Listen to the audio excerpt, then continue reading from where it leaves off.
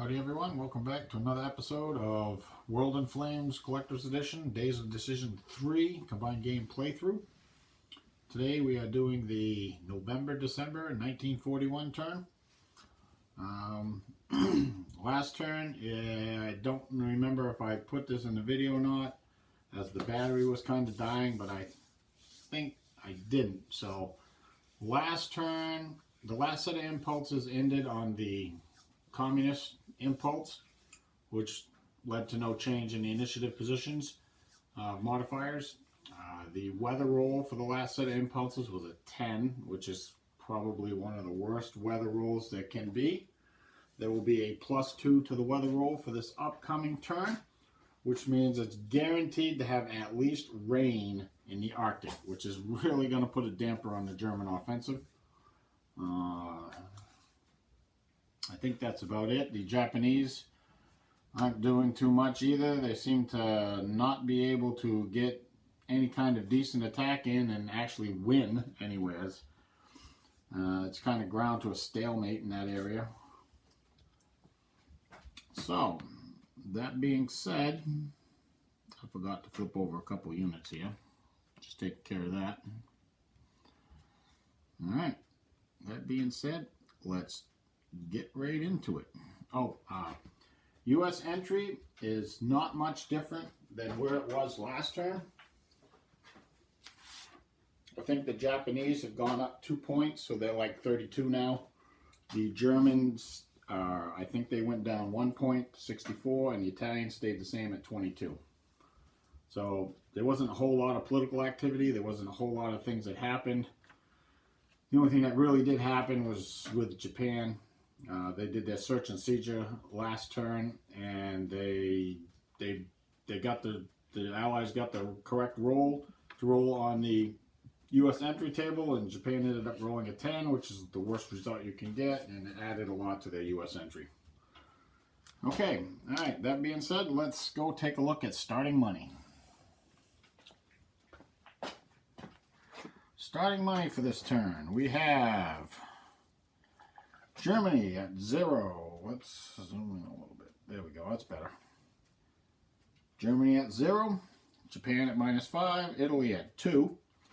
So the Italians are the richest major power this turn. The Soviets are at -7. The Commonwealth is at -10. The U.S. is at 0. China's at 1. And Free France is at -5. Now, I just want to remind everybody that this upcoming January-February turn, every major power can gear up, including the U.S. Unless they're at their peacetime. They're at their peacetime. Only the U.S. cannot gear up. All the other major powers can gear up.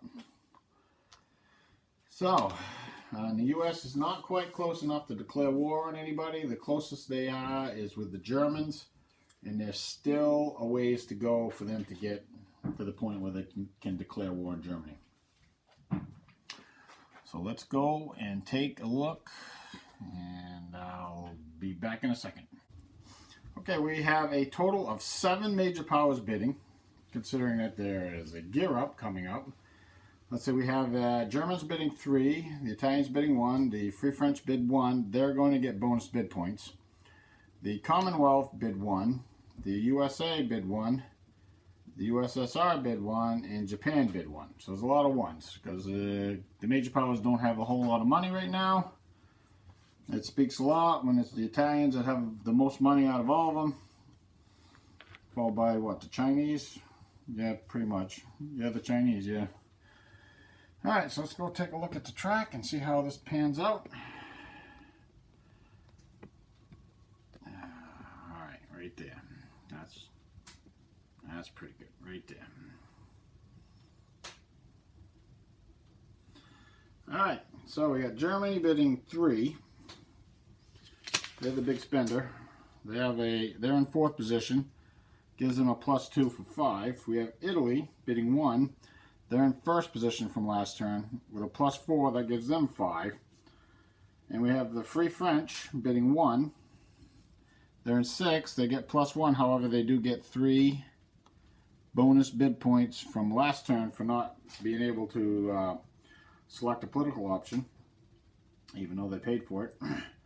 So that gives them +3, and their one here, and the one they bid is 5. So we have a three-way tie for with 5s. It's going to be broken by the political effectiveness. Come over here and look at the political effectiveness. The Germans, their political effectiveness is 7. The Free French are 3, and the Italians are 3. So the Germans are going to go first, followed by the Italians, because the Free French and the Italians are the same at 3. But if this doesn't break the tie, then the current political order breaks the tie. So the Italians will be second, and the Free French will be third. I don't know what the French are going to bid for, but anyways. Okay, now we got the Commonwealth bidding 1. They get a +3 for their current position. That gives them 4. And the U.S. bid 1. They get a +3, their current position. That gives them a 4. However, the Commonwealth's political effectiveness is 7, and the U.S. is a 3. So the Commonwealth will break that tie. The U.S. will go 5th. The USSR bid 1. They get a +2. That's 3. That puts them in 6. The Japanese bid 1. They get a +1. That's 2. That puts them in 7th. The Chinese didn't bid, so they'll be the last. The last card marker goes way down to Japan, and the last card marker starts at Germany. All right, let's go see what the Germans are going to do. I'm pretty sure I know what they're going to do. They're going to play their, where is it? Option 0G. Increase bid points. Going to give them twice as many bid points as the current modified political effectiveness. They doesn't cost any money. They do not get to activate a minor. We don't have to roll to see if the political phase ends. So we'll move right on to the Italians. Because it's more than every major power except one is at war right now. That gives a +1 to the die. There's no -1 to the die. You have to roll at least a 1 to end the political phase, so you can't roll a 1 when you have a +1 to the die. Okay, let's see what the Italians are going to do. Okay, on to Italy. Italy's going to play minor joins in. They have a treaty and a minor alliance with Bulgaria. So they're going to bring Bulgaria into the war. This is going to be 2 times the treaty chart. It's going to cost 5 money. And I will be right back with the Italians activating minor. Okay, the Italians, here's Bulgaria. We've set up the Bulgarians. That's what we got. The Italians are going to activate Turkey and get rid of that -1. That takes care of that. And then we're moved down to the Free French. Oh, first things first, we have to roll to see if the political phase ends. This would really make a lot of major powers ticked off if this happens. So we need a 1. Get this out of the way. See if the political phase ends. A 3. No, we keep going. Next up is the Free French. They are going to propose a level 1 treaty with the United States. Here's the treaty.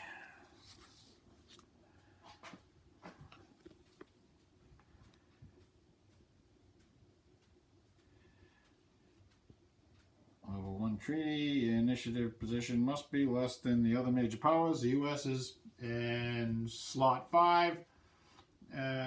Free France is in slot 3, so they meet that. We have to wait until the U.S. goes to apply the treaty chart and the minor effects. But once that happens, then I'll take care of all that. The only thing the French have to do, the Free French, is roll to see if they end the political phase. 2 political options have been played. That's a -2. We have a +1, so it's a net -1. That's close again. That's a 3. Let's see. There you see that? There we go. We rolled a 3. So we'll set this aside for now. We'll move down to the next political option player.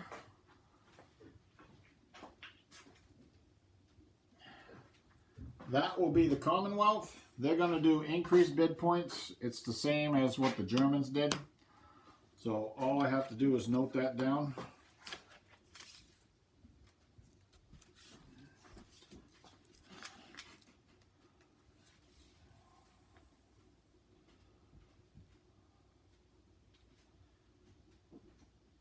Oops.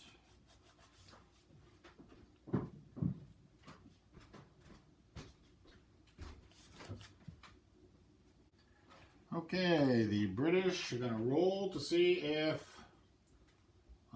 the political phase ends. Let's see what they get. They get, there we go, we get a 10. So we're going to continue. We are down to the U.S. The U.S. is going to play accept proposal. It's OF, I believe. The U.S. option is 0F, accept the proposal. So the Love of One treaty will go into effect. Now I'm going to put out all the markers and everything, and we'll be right back with the U.S. activating a minor. Okay, we're back. We have to have the Americans activate a minor. I got to go check, see who they can activate.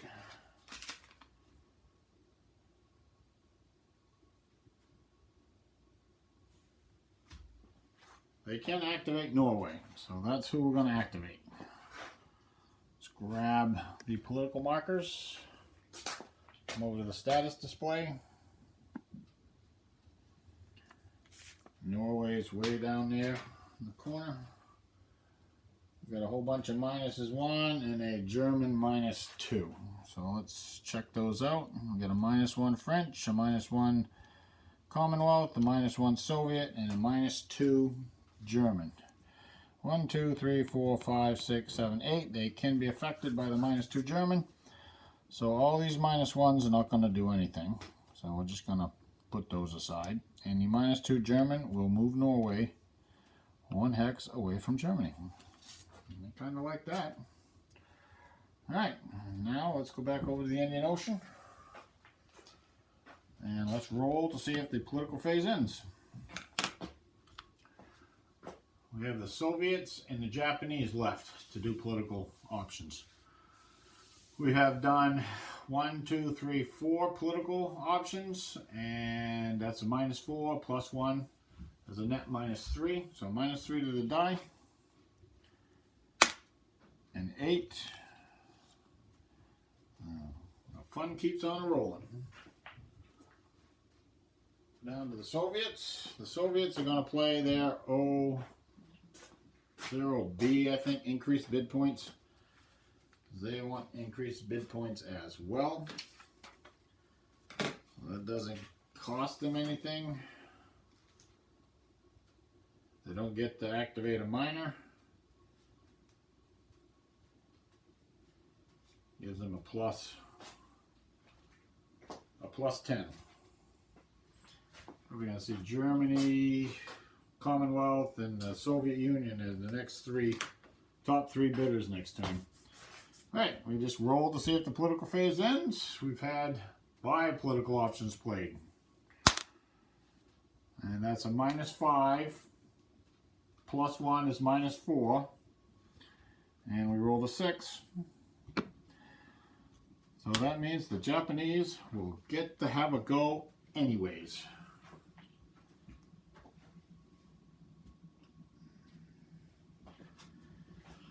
Japan, she was thinking that she was going to do the increased bid points too.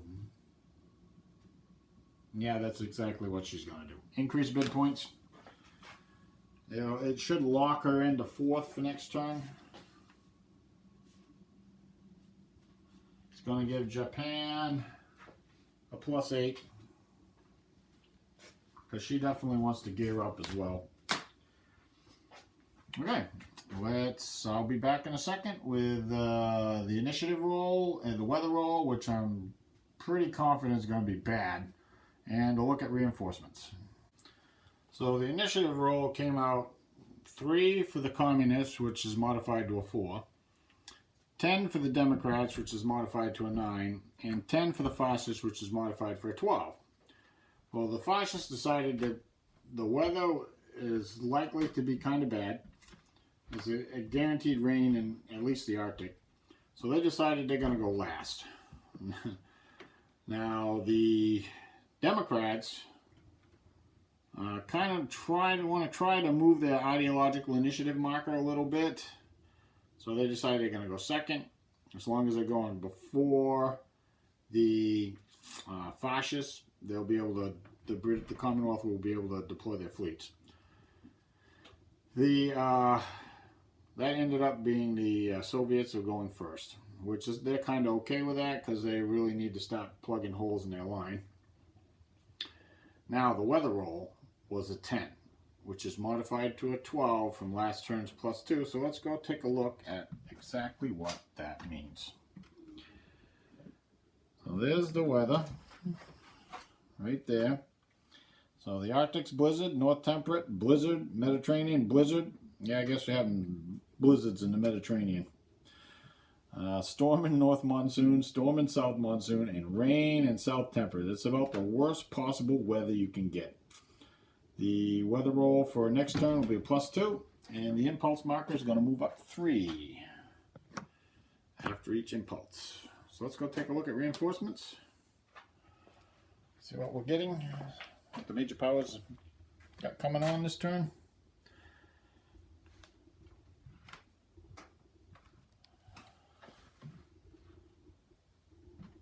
Alright. Focus was getting a little funky there for a minute.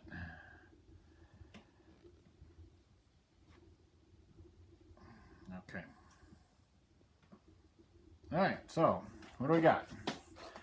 We got the communists. Oh, there's my huge hand. The communists right here.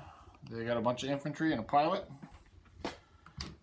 They have garrison army, 2 garrison armies, 3 garrison armies, a infantry army, a Siberian army, a headquarters. That would be Yatutin, and a pilot. And we will put the pilot on the track. They might have something they can use for a plane. By the way, I've been disbanding aircraft, and it's been giving the... Yeah, we're going to actually put this guy on. He's not bad. That will be 1 - 1 for the pilot. Okay. The Chinese have a infantry army coming in. The Germans have a very good Stuka. Very good Stuka. Tactical factor of 6 is pretty good. That's 6. That's pretty good. So he definitely is going on. Germans have 2 pilots. Probably going to use both of them. Coming in. We got another CAG. I got to take a look at the CAGs. I might swap that guy out. Oh, they got another CAG. I'm definitely probably going to swap that one out. Oh, there's the other plane, a Swedish plane. That's just going to use that to free another unit in Sweden for deployment. We have a bunch of German units here. We have an infantry division. We have an infantry corps, good one. We have a motorized corps, good one. Oh, and we have the Finnish mechanized corps. Not bad. The Japanese have a, looks like a amphibious unit going in the construction pool. They have a transport going in the construction pool, and they have a bunch of units here. Looks like some CAGs. Like a decent CAG there. Another decent CAG. Those will go in the reserve pool for now. I'll take a look at those. We got a mountain division, we got a militia, we got an infantry division, we got a carrier. That's definitely going on the board. Use every carrier they can get. We got a bunch of ships also. Those will be going on the board, on the map. Don't know exactly where right now. We'll just put them here for now in the Kido Butai. We got the tanker point. That will go on the map. Always going to need more tanker points. Alright, so all this goes on the map. Okay. The U.S. has a Lend-Lease fighter. They're going to put that on the board. And that will cost them a pilot. Oh, they have 2 pilots. So that will gain them 2 pilots. They have a transport going in the construction pool. They have Eisenhower. Good old Ike. He's going on the map. Oh, they have the Washington going on the map. And they have the North Carolina going in the construction pool. The Italians have a sub, a pretty good tactical bomber, and a light cruiser going in the construction pool. I do believe they have a pilot. Yes, they do. They will put that plane on the map. That is a pretty good bomber, and with a really good range. The British, thanks to the Americans, have they have the Rodney going back on the map. They have the Repulse. They need these ships because they kind of got hosed last turn. The Sussex, the Curlew, light cruiser, 3 convoy points. They didn't lose a whole lot of convoy points, but tanker point, the Black Prince, light cruiser, and the Illustrious, a carrier. Oh, and they got a pilot. Let's give them another pilot. Probably going to need it. They got a fighter. A pretty good fighter, Hurricane 12. They got another fighter, a Hurricane 2A, and they got a anti-aircraft gun. So we're going to put that here where the home fleet is, in case the Krauts get some ideas. I think we're going to deploy the Hurricane and use the pilot. Not going to use the CAGs. We got a definite problem with fighters over England. This aircraft carrier is going to go with the home fleet. I would say all these ships are going to go with the home fleet. Alright, that's reinforcements. I'll get these on the board and be back with the first set of impulses. I really don't see a whole lot happening, but I'll just do a summary at the end of the German impulse and let you know. I placed all the reinforcements and finished the first set of impulses. The Democrats did some combined with the United States, combined with the Commonwealth, did a land impulse with the Nationalist Chinese, and we landed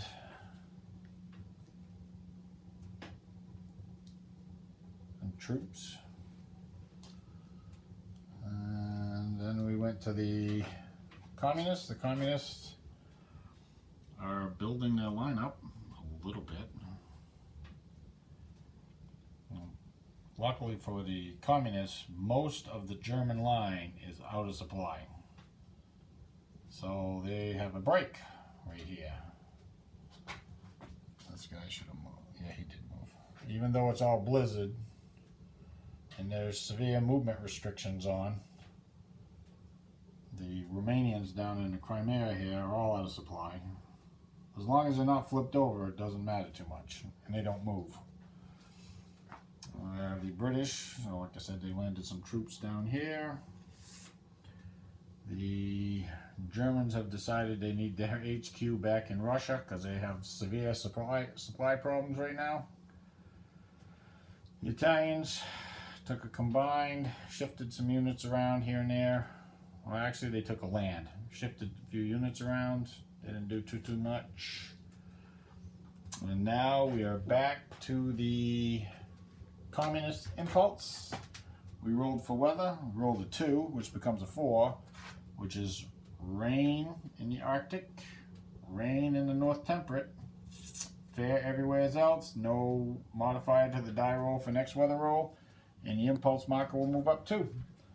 So if there's going to be any action, I'll be back. If not, I'll do a summary as soon as I finish these three sets of impulses. We have the first Russian counterattack. We have a 5-to-1 attack right here. It's fair weather down here and rain up here. That's going to be 1 odds level down, so it's going to make it a 4-to-1 attack. We only have motorized. We don't have any armor, so 4-to-1. We will not use HQ benefits. We just want to kill that unit. Alright, 4-to-1. We're going to take the assault table. Actually, is it my choice or is it the Soviets' choice? It's infantry. We don't have any armor. We have motorized, but I don't think that counts. Yeah, it's going to be 4-to-1. 4-to-1. Let's see what the Russians do. Big counterattack. Whoa, they did pretty good.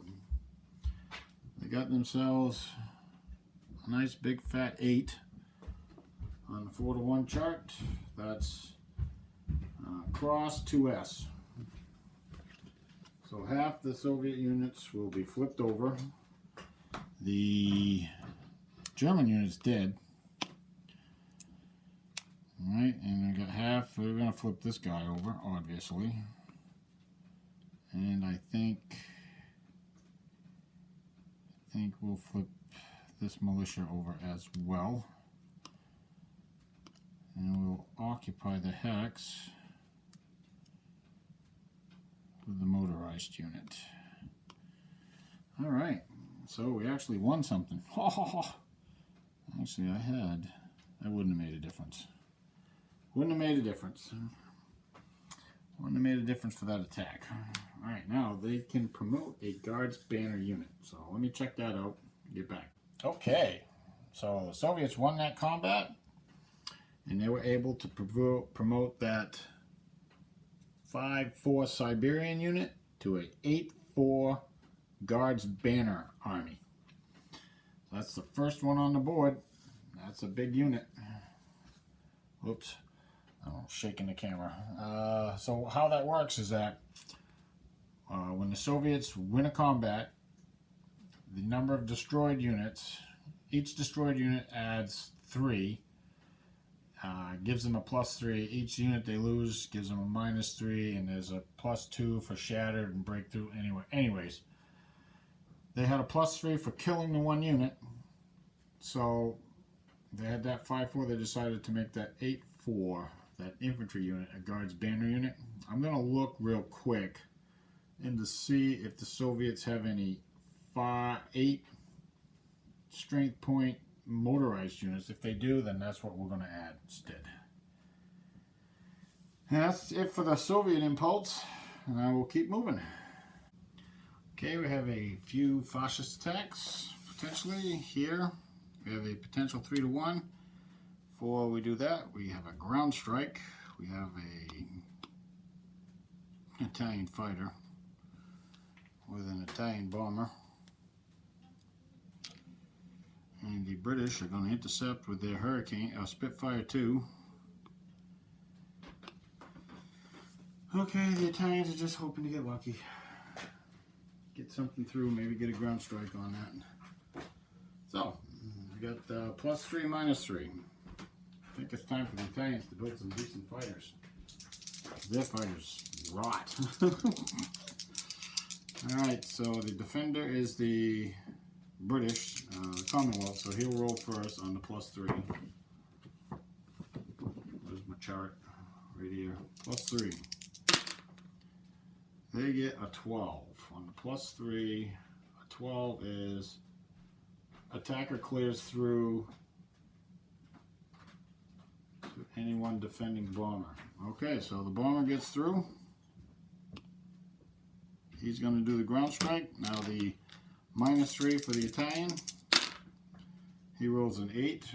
On the -3, it's going to be nothing. Attacker clears through anyone defending bomber. Okay, so now the Italian guy, he'll abort. It's not completely stupid. Where does he go? Right here. Alright, he goes back.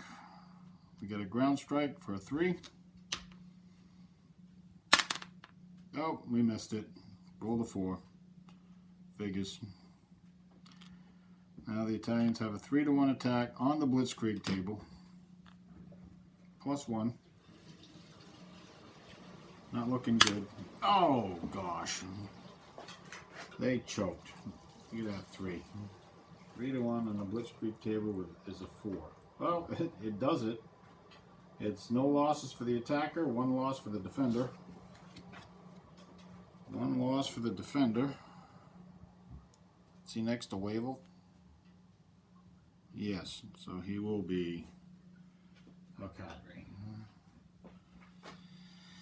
That breaks the line, but it also flips over all the participating Italian units.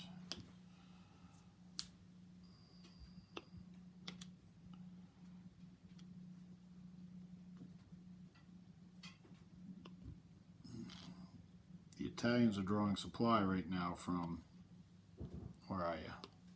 Alexandria. All right. We have a German attack. We have a 8-to-1 blitzkrieg table against this partisan. Even though it says a 5, it's actually 8 factors to 1. Actually, that's in the rain. It's going to move down 2 columns. It's going to be 6-to-1 on the blitzkrieg table. +1. Can't get hurt. 6. He's toast. He's toast. The partisan is toast. And last for the fascists, we have an attack in China, of all places. We have a 3-to-1 attack here, straight up. Let's see what they can do. 3-to-1, straight up. Oh, that's garbage. That is a 3, a 2. 1 loss for the attacker, and no losses for China. Oh, that's disappointing. That infantry division actually cost the same amount as the Kyoto militia. So I guess all these guys are flipped over. The 4-3 did not participate.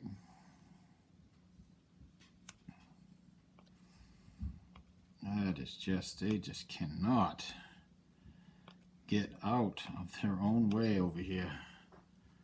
That is not cadre. That is regular loss. That's it for the fascists.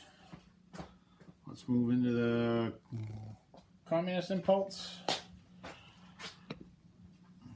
I'm going to move up 2. Oh, first we have to roll to see if the turn ends. Should do that first. And we did indeed roll a 2. So that is the end of the impulse. Yep, that's it. I'll be back with production and all the other stuff. Well, at the end of the turn, a roll for partisans. There was 1 partisan that popped up, and it was in Poland. And then I did U.S. entry. I think all 3 fascist powers gained 2 points on their raw totals. So I'll have to go through and recalculate what the actual totals are in those for next turn. Next turn is the new year, so I'm going to be adding force pool additions to all the cups. And let's go over production for this turn. So Germany lend-leased Italy some build points, as well as an oil. So Germany produced 34, started with 31, spent 31. You can see what she built a coastal fortress in there in the mix. A bunch of ships, some stuff, some other stuff, all kinds of stuff. The Japanese produced 20, started with 14, and spent 13. The Italians produced 14 after the Lend-Lease. Started with 10 and spent 12. The Soviets produced 25, started with 17, and only spent 13 this turn. They know they have a gear up coming, so they got to be able to afford that. The Commonwealth produced 23. Their production's almost back to the normal. 23 started with 12 and spent 18. The United States produced 27, started with 26 and spent 35. They had a bumper turn. China produced 3, started with 4 and spent 4. They built an anti-aircraft unit and they training a pilot. The Free French produced 1 and started with -7, spent none. All right, I'm going to get these on the circle and get this turn packed together and probably have it uploaded sometime tonight. Thanks for watching. Like, subscribe, leave comments if you want. I appreciate it. Till next time.